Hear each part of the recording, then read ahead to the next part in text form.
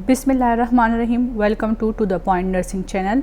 आज हम बात करेंगे roles of the nurse in health care, यानी हेल्थ केयर में नर्स के क्या रोल होते हैं। इसमें हम बात करेंगे प्रोफेशन के बारे में, कुछ करैक्टरिस्टिक्स ऑफ इसमें हम बात वेलकम टू द बिस्मिल्लाहिर्रहमानिर्रहीम। Welcome to the point nursing channel. आज हम बात करेंगे roles of the nurse in health care, यानी हेल्थ केयर में नर्स का क्या रोल है। आज हम इसमें बात करेंगे प्रोफेशन के बारे में, प्रोफेशनल के बारे में, कैरेक्टरिस्टिक ऑफ अ प्रोफेशन या role of the professional nurse के बारे में बात करेंगे। कुछ डिस्क्रिप्शन ऑफ कैरियर रोल्स के बारे में बात करेंगे, description of a role as a communicator के बारे में, और description of the role as a teacher and description of role as a counsellor के बारे में आज इस टॉपिक में हम बात करेंगे। तो चलिए शुरू करते हैं प्रोफेशन से। These are my objective, profession, professional, these are my objectives. आज हम बात करेंगे profession, professional, characteristics of a profession, role of professional nurse, description of a career roles, description of role as communicator, description of role as a teacher and description of role as a counsellor के बारे में हम आज इस presentation में बात करेंगे। तो चलिए शुरू करते हैं प्रोफेशन से। प्रोफेशन क्या होता है? A profession is a type of job that needs special skills, knowledge and training. Profession एक स्पेसिफिक टाइप ऑफ जॉब होती है जिसमें हमारे पास specific according to the profession skills चाहिए होती हैं। स्किल्स के लिए हम ट्रेन होते हैं, एक स्पेसिफिक ईयर्स के लिए, स्पेसिफिक टाइम पीरियड के लिए हम पढ़ते हैं, जिसमें हम नॉलेज गेन करते हैं स्पेसिफिक प्रोफेशन का, और उसमें हम ट्रेनिंग लेते हैं। तो चलिए शुरू करते हैं प्रोफेशन से। What is profession? A profession is a type of job that needs specific skills, knowledge and training. People in profession usually have to follow certain rules or code of conduct. Example of profession include doctors, lawyers, teachers and engineers. यानी कि profession क्या होता है? Profession एक specific type of job होती है जिसमें हमें स्किल्स चाहिए होती है, स्पेसिफिक स्किल्स हमारे पास होते हैं। A profession is a type of job that needs special skills, knowledge and training. Special profession एक जॉब है जिसमें हमारे पास स्पेसिफिक स्किल्स होते हैं उस प्रोफेशन के रिलेटेड, और हमने कुछ नॉलेज गेन की होती है। प्रोफेशन के ऊपर डिपेंड करता है कि वो 3 इयर्स में सीखा जा सकता है, 4 इयर्स में सीखा जा सकता है। इसकी एक रेगुलेटरी बॉडी होती है, वो बिस्मिल्लाहिर्रहमानिर्रहीम। Welcome to the point nursing channel. आज हम बात करने वाले हैं role of the nurse in health care. इसमें हम पढ़ेंगे प्रोफेशन क्या होता है, इसके बाद हम प्रोफेशनल के बारे में पढ़ेंगे, कैरेक्टरिस्टिक्स ऑफ अ प्रोफेशन के बारे में, role of professional nurse, description of career roles, description of role as a communicator and description of role as a teacher, description of role as a counsellor. इन सब चीज़ों के बारे में आज हम इस प्रेजेंटेशन में डिस्कस करेंगे। तो चलिए शुरू करते हैं प्रोफेशन से। प्रोफेशन क्या होता है? What is a profession? A profession is a type of job that needs special skills, knowledge and training.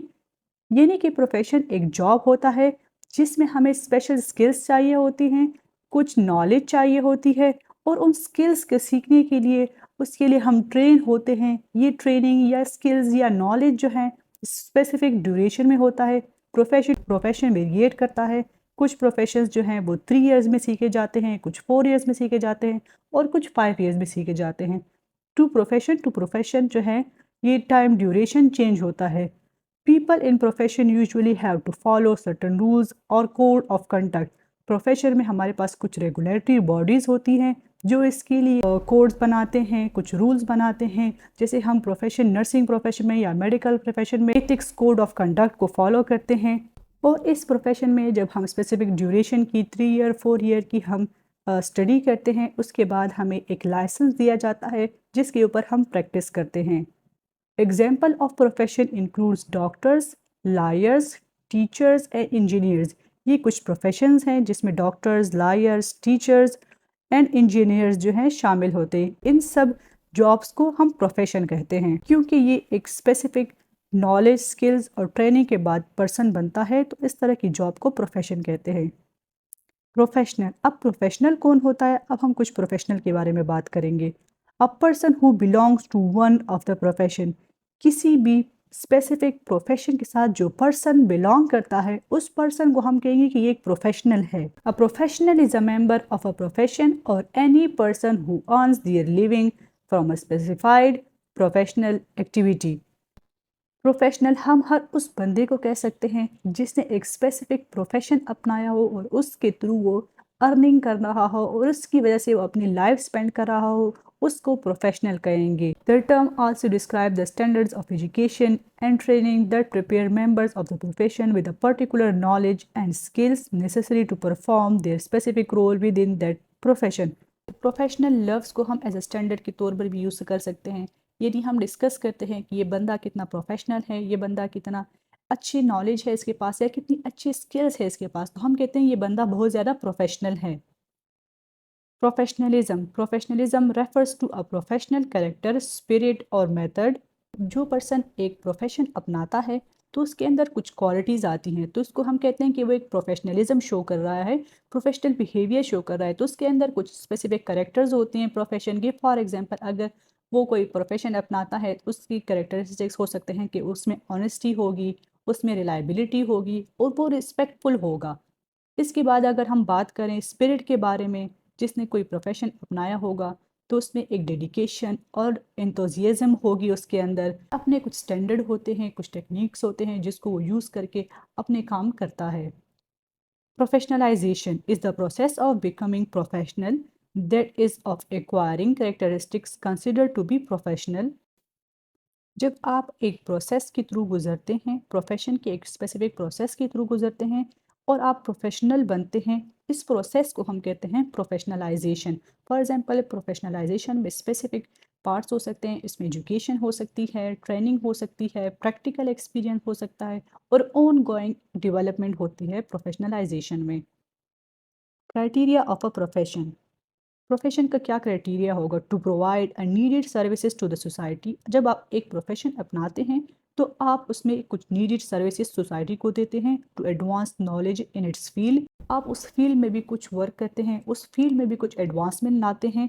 तो to protect its member and make it possible to practise effectively. और जिस profession में आप होते हैं उसके आसपास के जितने लोग भी होते हैं आप उसको भी प्रोटेक्ट करते हैं और उनको भी इफेक्टिवली वर्क करने में हेल्प करते हैं।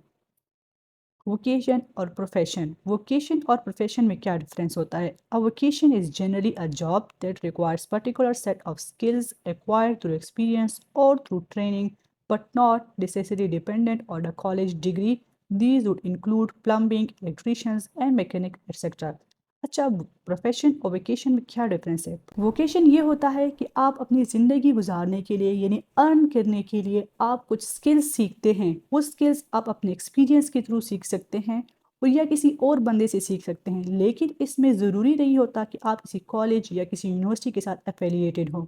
लेकिन प्रोफेशन में क्या होता है, वहाँ पर आपको स्किल्स, नॉलेज और हैंड ऑन प्रैक्टिस दिया जाएगा, लेकिन आप इसमें एक स्पेसिफिक इंस्टीट्यूट के साथ, किसी स्पेसिफिक यूनिवर्सिटी और कॉलेज के साथ एफिलिएटेड होते हैं। ये नहीं आप किसी कॉलेज और स्कूल से आप डिग्री लेते हैं तभी आप प्रोफेशनल कहलाते हैं। Profession could be one of the above that generally references a doctor, lawyers, nurses or other skilled worker who are required to obtain college or university training. Vocation and profession. Though both vocation as well as profession indicates the career of the occupation through which an individual makes a livelihood, vocation is broader than the profession. Both vocation and profession जो है लोग अपनाते हैं ताकि वो अपने लिए earn कर सकें और अपनी ज़िंदगी गुजार सकें। Profession refers to the career that one opts for getting extensively training and acquiring specific skills to become eligible for a job in it. Profession में जो लोग जाते हैं तो एक स्पेसिफिक ट्रेनिंग और स्पेसिफिक स्किल्स सीखते हैं ताकि इस प्रोफेशन में जब जॉब आए तो वो उसके लिए एलिजिबल हो। Profession requires training and qualification, whereas vocation is the innate ability in an individual towards a particular occupation.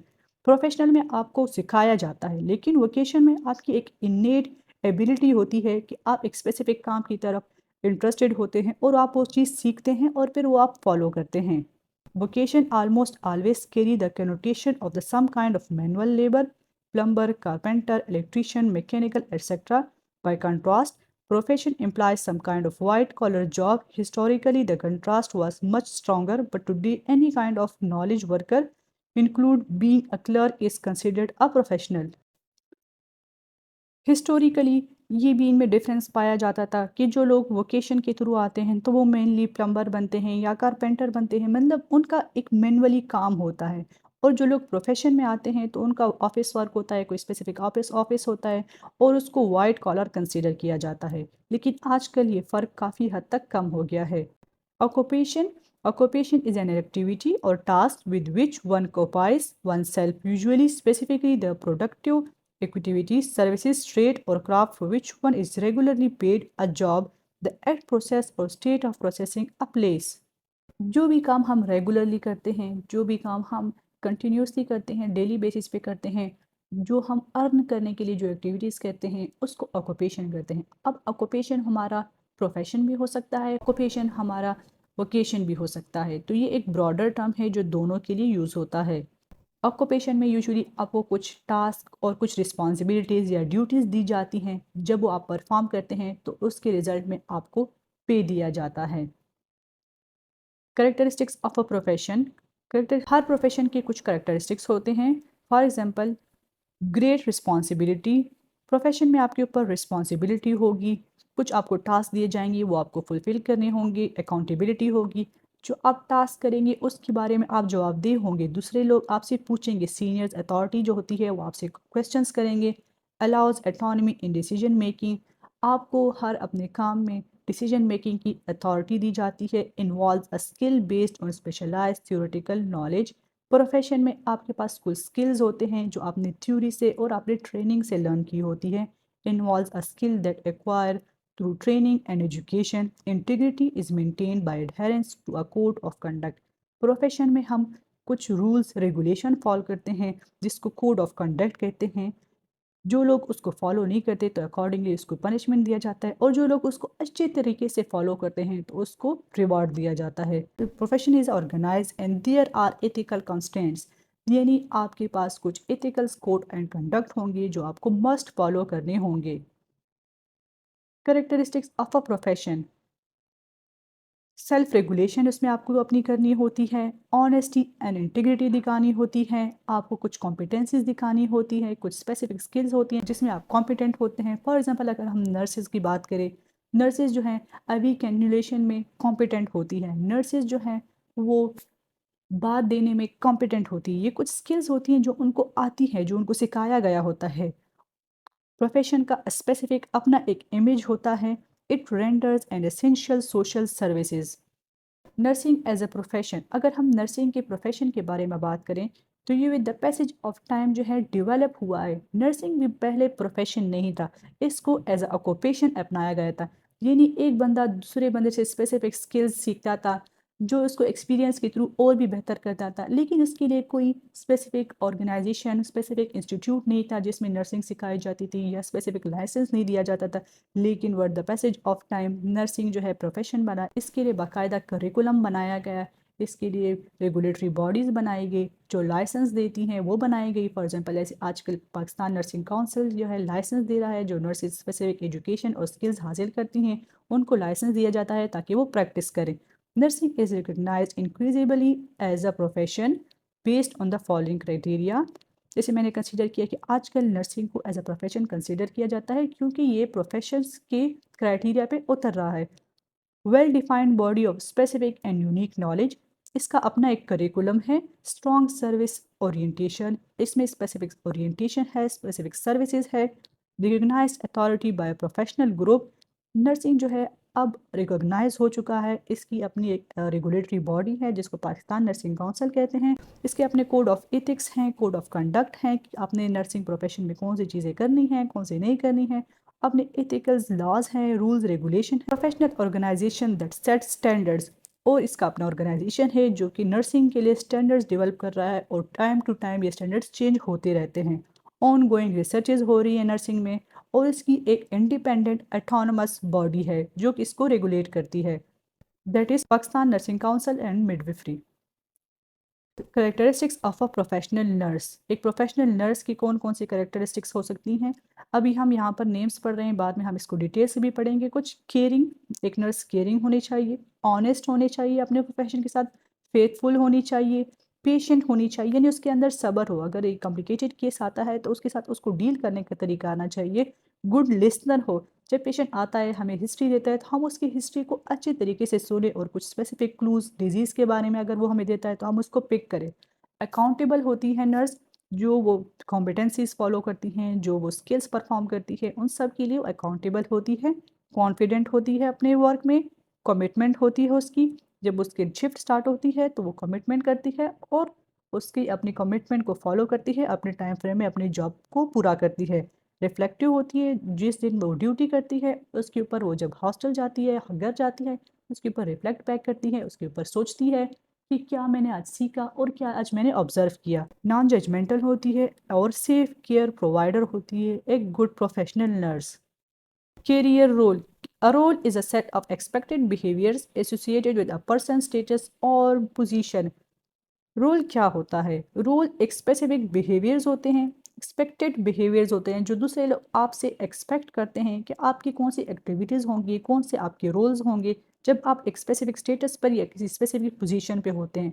For example, अगर आपका रोल एज अ मैनेजर है तो आपकी कुछ स्पेसिफिक रिस्पॉन्सिबिलिटीज़ होती हैं, कुछ स्पेसिफिक राइट्स होते हैं और कुछ स्पेसिफिक बिहेवियर्स होते हैं, तो इसको कहते हैं कैरियर रोल या रोल इसको कहते हैं। इसी तरह नर्स की भी कुछ कैरियर रोल्स हैं। Nurse function in a variety of roles every day, often roles overlap which may lead to conflict in expectations और responsibility. As we know that nurses के डिफरेंट रोल्स हैं, सम टाइम उसको differentiate करने में conflict पैदा होता है।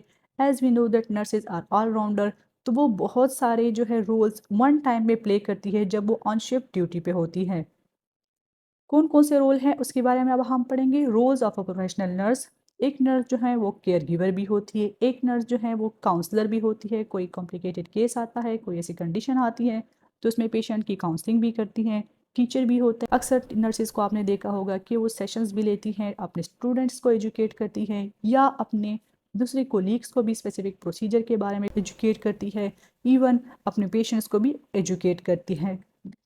Nurses जो हैं क्लाइंट एडवोकेट भी होती हैं, पेशेंट की राइट के लिए बात करती हैं, चेंज एजेंट होती हैं, कुछ ऐसे फंक्शंस, कुछ ऐसी एक्टिविटीज़ यूनिट में हो रही हों जो कि नर्स चाहती हैं कि उसको अपडेट होना चाहिए, चेंज होना चाहिए, तो उसके लिए भी काम करती हैं। नर्स एज ए कम्युनिकेटर का रोल भी प्ले करती है, वो डॉक्टर और पेशेंट के दरमियान में कम्युनिकेशन भी करती हैं। Team member, nurse as a team member भी काम करती हैं। फॉर एग्जांपल, एक आईसीयू का पेशेंट है, उसको फिजियोथेरेपी भी चाहिए, उसको डॉक्टर की भी चाहिए, उसकी आई कंसल्टेशन भी चाहिए, तो सब के साथ मिलकर नर्स पेशेंट को केयर देती है। नर्स जो है अपने यूनिट के लिए एक रिसोर्स पर्सन भी है। फॉर एग्जांपल, कुछ मेडिसिन चाहिए होती हैं, कुछ और इक्विपमेंट्स चाहिए होती हैं, तो वो रिसोर्सेज भी अपने यूनिट को प्रोवाइड करती हैं। नर्स एज अ लीडर भी है। फॉर एग्जांपल, आप हेड नर्स के तौर पर नर्स को एज अ लीडर देख सकते हैं वार्ड में, डिसीजन मेकिंग भी करती हैं। नर्सेज जो है रिसर्चर भी हैं, वो न्यू रिसर्चेस करती हैं, न्यू टॉपिक्स फाइंड आउट करती हैं और उसके ऊपर काम करती हैं और न्यू फाइंडिंग्स को इम्प्लीमेंट करती हैं अपनी यूनिट में। अब हम वन बाय वन हर रोल के बारे में डिटेल से पढ़ेंगे। Role as a care giver, the care giver is the role most commonly associated with nursing by the general public. In the role of caregiver, the nurse provide direct care when clients are unable to meet their own needs. जिस तरह हमारे पास admitted patients होते हैं, उनको nurses care provide करती हैं, उनको hygiene care provide करती हैं, उनकी मेडिकेशन करती हैं, उनकी डाइट का ख्याल रखती हैं, तो ये सब रोल जो है as a care giver role में आते हैं। This include physical needs which can range from a total care to helping a patient with illness prevention, completely dependent, partially dependent and supportive education care. Emotional needs के साथ साथ nurses जो हैं physical need भी देते हैं। For example, उसको walk करने में हेल्प करती हैं, उसकी डिफरेंट जो नीड्स होती हैं, चाहे वो पेशेंट कम्प्लीटली डिपेंडेंट हो, पार्शियल डिपेंडेंट हो नर्स पर, या सपोर्टिव एजुकेशन केयर उसको चाहिए होती है, तो नर्स इन सब स्टेप्स में हेल्प करवाती है। Holistic care emphasizes that the whole person is greater than the sum of their parts. This means that nurses also address psychosocial, developmental, cultural and spiritual needs. यानी हम एक पेशेंट की holistic care करते हैं, हम उसके कल्चर का भी ख्याल करते हैं, हम उसकी स्पिरिचुअल बिलीफ्स जो हैं उसका भी ख्याल करते हैं, जो उसको अभी फिजिकल नीड्स हैं उसका भी ख्याल करते हैं। The role of a care givers include all of the task and skills that we associate with the nursing care, but also include the other element that make up the whole person. Role as a counsellor. Counseling is the process of helping a client to recognize and cope with stressful psychological or social problem। कोई patient ऐसा है जो कि specific stress से गुजर रहा हो, specific psychological problem से गुजर रहा हो, तो नर्सेज उनकी काउंसलिंग करती हैं और उनको बैक टू नॉर्मल रूटीन में लेकर आती हैं। When acting as a counselor, the nurse assists client with problem identification and resolution। Nurse help करती है पेशेंट की कि जो उनकी प्रॉब्लम है उसको आइडेंटिफाई करे और फिर उन प्रॉब्लम को कैसे सॉल्व करना है उसके ऊपर बात करती है। The counsellor facilitate client action and does not tell client what to do but assist clients to make their own decision. Counselling is done to help client increase their coping skills. यानी nurse जो है nurse जो है patient को सिर्फ बताती है कि आपके जो प्रॉब्लम है उसकी ये पॉसिबल सॉल्यूशंस हैं, अब आप इसमें से चूज़ करें कि आपको कौन सा सॉल्यूशन जो है बेस्ट लगता है। यानी सॉल्यूशन बता के वो पेशेंट पे छोड़ती हैं कि आप इनमें से खुद चूज़ करें। Clients are frequently counseled in stress management, how to deal with chronic condition, grief and bereavement। Nurses जो है यूजुअली क्लाइंट्स के साथ या पेशेंट के साथ हेल्प करती हैं कि उसने अपने स्ट्रेस को कैसे मैनेज करना है, अपने क्रॉनिक कंडीशंस को, क्रॉनिक डिजीज़ को कैसे मैनेज करना है, अगर उनकी कोई नियर और डियर की डेथ होती है उसकी ग्रीफ और बेरीवमेंट से वो कैसे निकल सकता है उसके बारे में काउंसल कर सकता है। Effective counseling is holistic in that it addresses the individual's emotional, psychological, spiritual and cognitive dimensions। यानी एक होलिस्टिक काउंसलर जो होता है, होलिस्टिक काउंसलिंग जो देता है वो हर एक चीज़ के ख्याल करता है। फॉर एग्जांपल वो इंडिविजुअल के इमोशन का भी ख्याल करेगा, साइको सोशल का भी ख्याल करेगा, स्पिरिचुअल का भी ख्याल करेगा और एक कॉग्निटिव डायमेंशंस का भी ख्याल करेगा। Role as a teacher. Nurses जो है यूजुअली आपने यूनिट में देखा होगा कि वो टीचिंग भी देती हैं, वो अपने स्टूडेंट्स को टीचिंग देती है, वो अपने कोलीग्स को टीचिंग देती है और इवन वो खुद भी लर्निंग करती है। Teaching is an active process in which one individual shares information with others to provide them with the information to make behavioural changes. Teaching में एक इंडिविजुअल अपना इंफॉर्मेशन, अपना नॉलेज दूसरे पर्सन के साथ शेयर करता है ताकि उसके बिहेवियर में चेंजेस आए, ताकि वो एक स्किल सीखे और उसके पास एक न्यू नॉलेज आए, तो इसको टीचिंग कहते हैं। Learning is the process of assimilating information with the resultant change in behaviour. और जो उसको टीचिंग दी जाती है, जो उसको इन्फॉर्मेशन दी जाती है, उसके रिजल्ट पर अगर इंडिविजुअल अपनी बिहेवियर चेंज करता है, कुछ नया लर्न करता है, तो इसको लर्निंग कहते हैं। Teaching is an intrinsic part of nursing. The nurse views each interaction as an opportunity for education. For both client and nurse can learn something from every encounter with each other. Teaching by nurse can be formal, informal, intentional और incidental। ये teaching हम किसी भी time दे सकते हैं। इसके लिए या हम ड्यूरिंग यूनिट या ऑन ड्यूटी जो है एक स्पेसिफिक सेशन अरेंज कर दें, या अगर जब हम रूटीन एक्टिविटी करते हैं एक इंडिविजुअल से दूसरे इंडिविजुअल को कुछ भी हम चलते चलते कुछ सिखा देते हैं, कोई स्किल सिखा देते हैं, तो ये एक फॉर्मल भी हो सकता है, इनफॉर्मल भी हो सकता है। इसमें हमारा सिखाने का इरादा हो तब भी हो सकता है, कुछ अनइंटेंशनल टीचिंग भी हम करते हैं। Role as a client educate. A client educate is a person who speaks up for or act on behalf of the client so as to protect him. In this role, the nurse may represent the client's need and wishes to other health professional।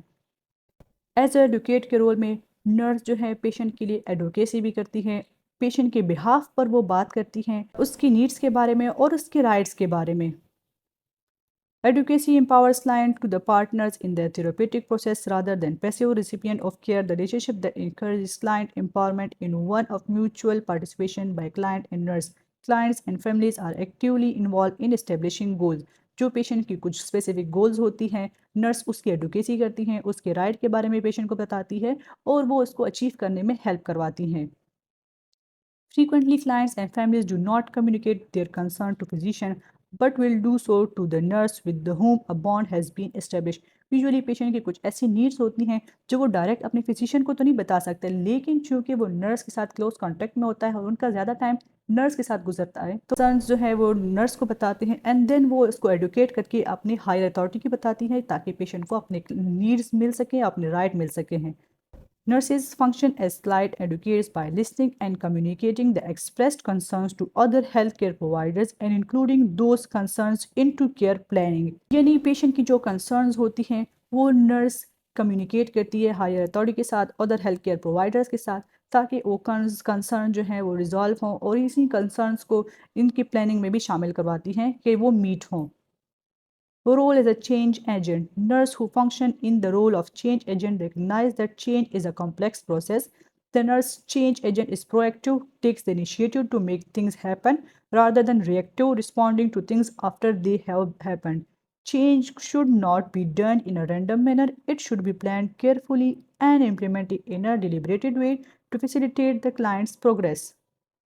As a change agent यानी nurses जो हैं अपने unit में, अपने ward में कुछ changes भी ला सकती हैं। अगर उनको कोई ऐसी एक्टिविटी नज़र आ रही होती हैं जो कि पेशेंट के हक में फेवरेबल नहीं होती, तो वो उसको सोचती है कि कैसे हम इसको चेंज कर सकते हैं। एक एग्जांपल ले, मेडिसिन जो है हम ऑर्डर करते हैं और वो यूनिट में बहुत लेट आते हैं, तो इसको कैसे इम्प्रूव किया जा सकता है। तो नर्स जो है इसके बारे में प्लान बनाती हैं कि किस तरह इसको इम्प्रूव किया जा सकता है, कौन कौन से लोग इसमें इन्वॉल्व किए जा सकते हैं और इसके लिए कौन से स्टेप किया जा सकता है कि हम मेडिसिन जो है यूनिट को ऑन टाइम प्रोवाइड करें। तो इसमें ऑन बोर्ड लेती है नर्स फार्मासिस्ट को, अदर हॉस्पिटल एडमिनिस्ट्रेशन को, ताकि इस एक्टिविटी को इम्प्रूव किया जाए। तो इसे कहते हैं role as a change agent.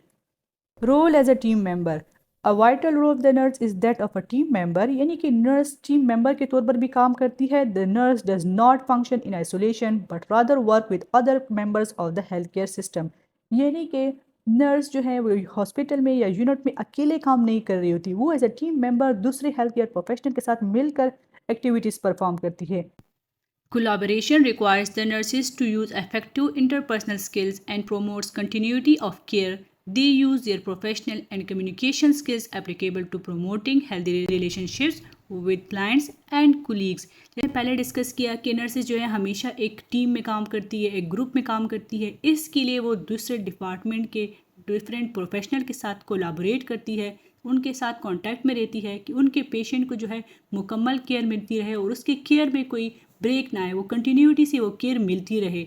इसके लिए वो अपने इंटरपर्सनल स्किल्स, अपने स्ट्रॉन्ग कम्युनिकेशन स्किल्स यूज़ करते हैं ताकि वो रिलेशनशिप बिल्डअप करे दूसरे प्रोफेशनल के साथ और पेशेंट के साथ, ताकि अल्टीमेट फ़ायदा पेशेंट को हो।